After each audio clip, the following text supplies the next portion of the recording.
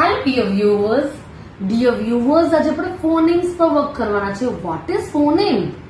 Phoneme means the sound we hear while reading a word. તો ચલો હું એક વર્ડ તમને રીડ કરાવું. હવે આની અંદર તમારે મને કહેવાનું છે આની અંદર કેટલા phonemes છે. Phonemes are quite different from letters. Okay? જો આ બધા લેટર્સ છે, કેટલા લેટર્સ છે આ વર્ડની અંદર? 1 2 3 4.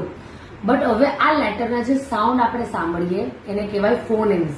ઓકે, ઠ ર આ હ, ઠ ર આ હ. Okay, how many sounds are there? Four sounds are coming. So 4 letters are there in a word and 4 phonemes are there. આની અંદર કેટલા phonemes છે? 4 phonemes છે. Now this word, આ વર્ડ પર ચેક કરીએ આપણે. આની અંદર કેટલા લેટર્સ છે? તો 1 2 3 4 5 લેટર્સ છે. હવે આની અંદર આપણે રીડ કરીએ તો કેટલા સાઉન્ડ આપણે સાંભળી શકીએ છો? ઠ ર આ ખ. ઓકે, સી એન્ડ કે both are giving one sound. 2 letters are there but આપણને one sound આપે છે.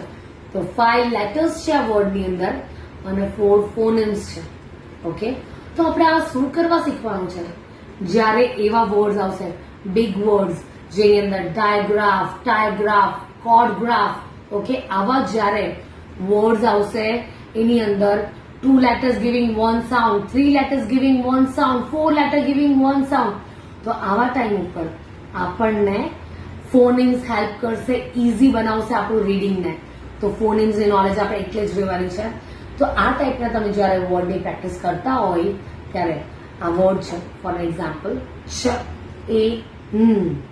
તો સી એચ, હવે સી એચ એમ જોવા જઈએ તો ક એવું થાય, બટ એ છે ને ડાયગ્રાફ છે. It's a consonant digraph. શ એ ન, 5 letters are there but 3 sounds are coming. શ એ ન. તો જ્યારે તમે લોકો રીડિંગ કરો ત્યારે ફોનેમ્સ કેટલા છે એની બી નજર રાખવાની છે તમારા લોકોને. તો જ તમે જ્યારે બિગ વર્ડ ઉપર વર્ક કરશો ત્યારે તમારા વર્ડ ઇઝી બનાવશે ફોનેમ્સ. ઓકે, ચલો વિડીયોને નોટિસ કરજો.